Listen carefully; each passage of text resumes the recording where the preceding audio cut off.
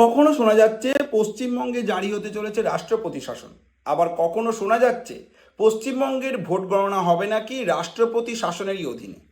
কিন্তু এই কথাগুলো কতটা সত্যি সেটা আমরা জানি না। এগুলো সত্যি হোক বা না হোক, তবে এবার সত্যি হয়ে গেল এমন কিছু ঘটনা যা বহুদিন ধরেই চেয়ে আসছিলেন বাংলার মানুষজন, যা চেয়ে আসছিলেন আপনি এবং আমি, যা বদলে দিতে চলেছে পশ্চিমবঙ্গের আসন্ন ভবিষ্যৎকে। কারণ ইতিমধ্যেই অমিত শাহের স্বরাষ্ট্রমন্ত্রক নিয়ে নিয়েছে এমন দুটি সিদ্ধান্ত, যার ফলে চাপে পড়তে চলেছেন খোদ মুখ্যমন্ত্রী মমতা বন্দ্যোপাধ্যায় থেকে শুরু করে অভিষেক বন্দ্যোপাধ্যায়। যার ফলে এবার ভোটের সময় কমে যাবে দুষ্কৃতীদের দাপাদাপিও। এক ধাক্কায় তৃণমূল কংগ্রেস হারিয়ে ফেলবে প্রায় কয়েক লক্ষ ভোট। বদলে যাবে গোটা পশ্চিমবঙ্গের ভোটের সমীকরণটাই। তবে কি জানেন, শুধু স্বরাষ্ট্রমন্ত্রক নয়, রাজ্যের শাসক দলের জন্য দিনের পর দিন একদিকে যেমন মাথা ব্যথা হয়ে উঠছে দেশের নির্বাচন কমিশন, তেমনি অন্যদিকে আবার চিন্তা বাড়াচ্ছে দেশের সুপ্রিম কোর্ট থেকে শুরু করে পশ্চিমবঙ্গের হাইকোর্টের একের পর এক সিদ্ধান্ত। কিন্তু হঠাৎ ঠিক কি এমন সিদ্ধান্ত নিয়ে নিল দেশের স্বরাষ্ট্রমন্ত্রক, যার জন্য লেজে গোবরে হতে হচ্ছে তৃণমূলকে? কেনই বা ভেস্তে যাবে দুষ্কৃতীদের করা প্ল্যান?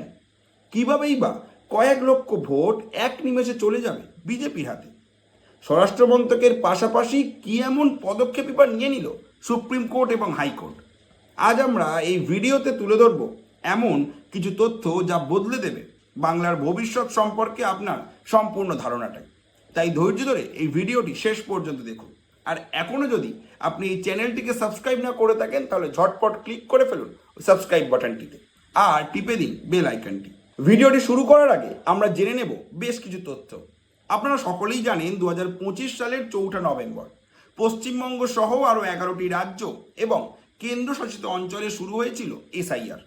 উদ্দেশ্য ছিল খুবই সাধারণ, ভোটার তালিকাকে ঝাড়াই বাছাই করা।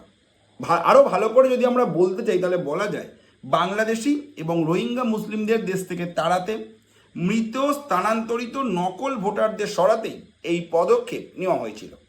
কিন্তু একটা বিষয় দেখা যায়, দেশের প্রায় 7টি রাজ্য এবং 2টি কেন্দ্রশাসিত অঞ্চলে এসআইআর নির্বিঘ্নে সম্পন্ন করা হয়ে গেল পশ্চিমবঙ্গের মতো রাজ্যে কিছুতেই নির্বিঘ্নে সম্পন্ন করা যাচ্ছে না এই প্রক্রিয়া।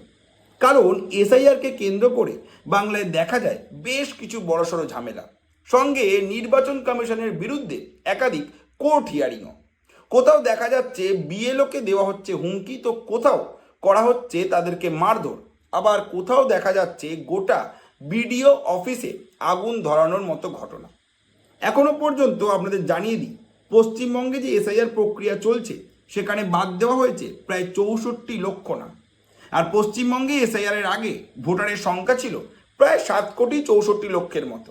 অর্থাৎ হিসাব করে দেখলে দেখা যায় বাদ পড়েছে এখনো পর্যন্ত প্রায় 9% ভোটারের নাম।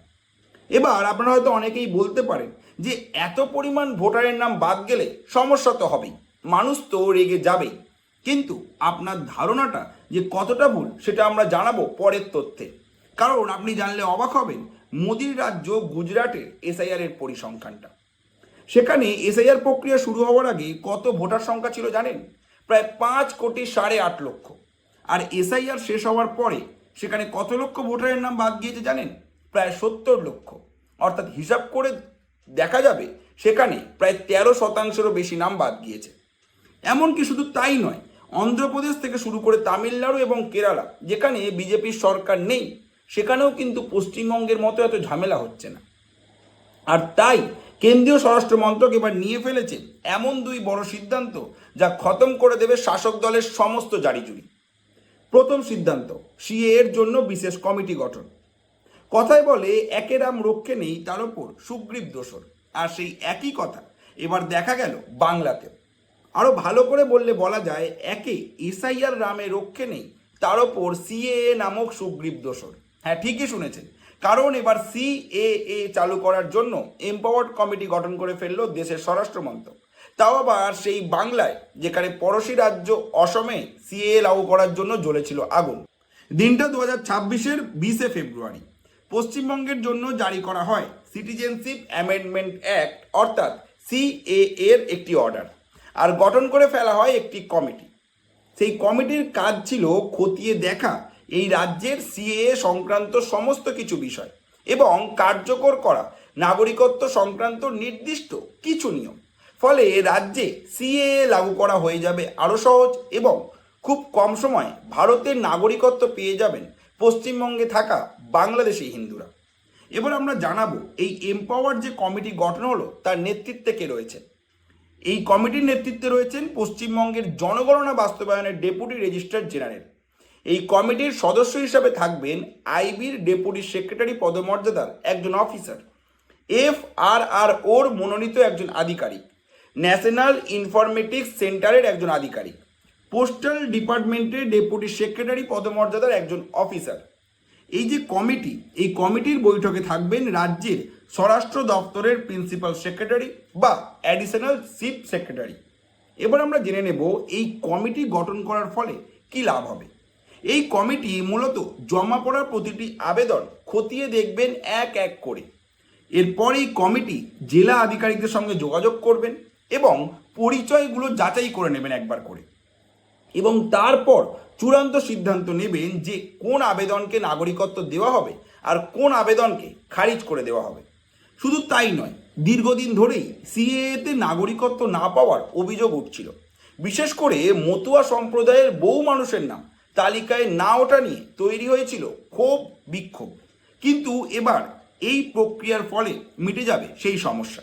আর যদি সব কিছু ঠিকঠাক করে হয়ে যায় এবং নাগরিকত্ব পেয়ে যায় বাংলাদেশের হিন্দু এবং মতুয়ারা, তাহলে এক ধাক্কায় প্রায় 15 থেকে 20 লক্ষ ভোট চলে যাবে বিজেপির পকেটে।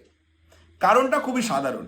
ভারতের নাগরিকত্বের জন্য বছরের পর বছর ধরে অপেক্ষা করেছিলেন এই সমস্ত হিন্দুরা। তাই নাগরিকত্ব পেলে এরা যেভাবে উপকৃত হবে, তাই এই সংখ্যক ভোট যে বিজেপিতেই যাবে তা আর বলার অপেক্ষা রাখে না। এবার আমরা বলবো দ্বিতীয় সিদ্ধান্ত নিয়ে, এবং সেটি হলো ভোটের আগেই রাজ্যে কেন্দ্রীয় বাহিনী মোতায়েন। এসআইআর চলাকালীন বাংলায় যে পরিমাণ হাঙ্গামা হয়েছে তা ইতিমধ্যেই দেখে ফেলেছে বাংলার মানুষজন। আর এবার 28শে ফেব্রুয়ারি পশ্চিমবঙ্গে প্রকাশিত হওয়ার দিন রয়েছে এসআইআরের চূড়ান্ত তালিকার। তো অনেকেই আশঙ্কা করছে এই তালিকা প্রকাশ হলেই বাংলায় হতে পারে আরও বড় রকমের ঝামেলা কিংবা হাঙ্গামা।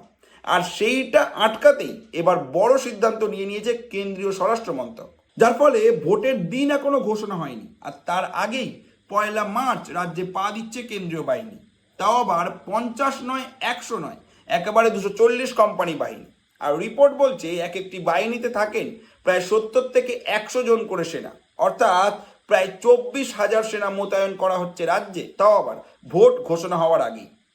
এই 240 কোম্পানির মধ্যে 110 কোম্পানি রয়েছে CRPF, 55 company BSF, 27 company ITBP, 27 company SSB এবং 21 কোম্পানি সিআইএসএফ। তবে চমকটা কিন্তু এখানেই শেষ নয়।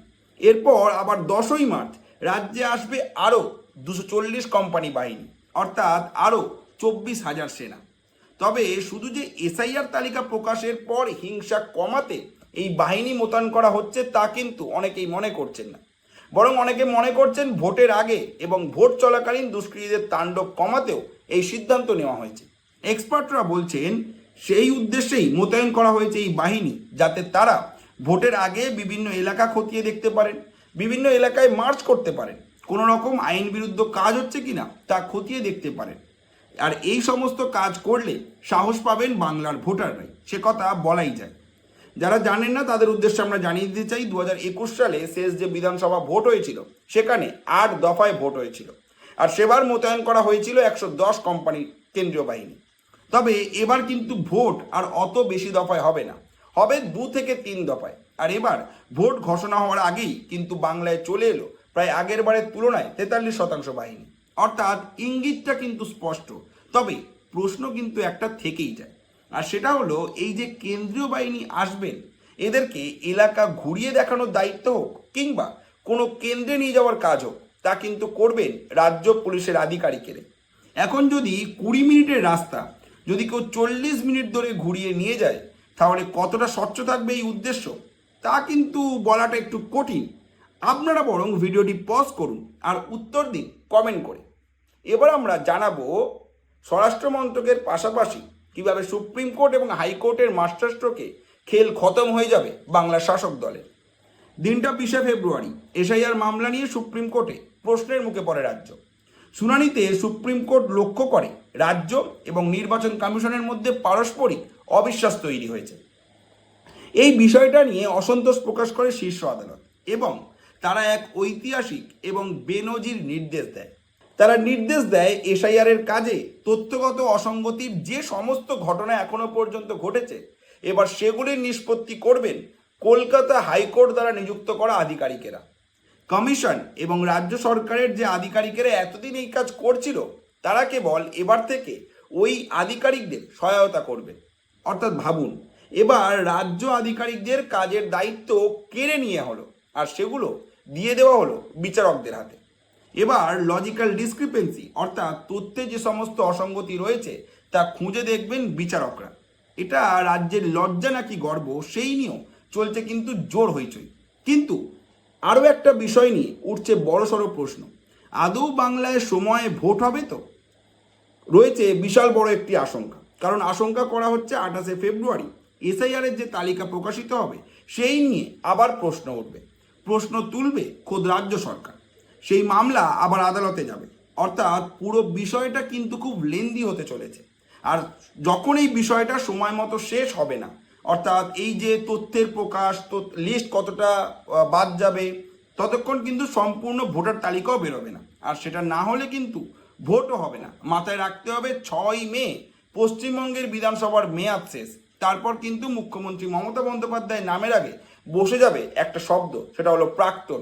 অর্থাৎ পাল্টে যেতে পারে গোটা খেলাটাই। তবে অনেকে বলছে সম্পূর্ণ ভোটার তালিকা না বেরোলে রাজ্য সরকার আবার উল্টে এমন দাবি তুলতে পারে যে পুরানো ভোটার তালিকাতেই ভোট করানো হোক, ভোটের পর না হয় আবার এসআইআর প্রক্রিয়া শেষ করা যাবে। অর্থাৎ আপনারা কি ভাবছেন স্বরাষ্ট্র মন্ত্রকের এই সিদ্ধান্ত নিয়ে? কি মনে হয়, সত্যিই কি এই সিদ্ধান্ত প্রভাব ফেলবে বাংলার ভোটে? জানাতে ভুলবেন না আপনার মতামত কমেন্ট করে।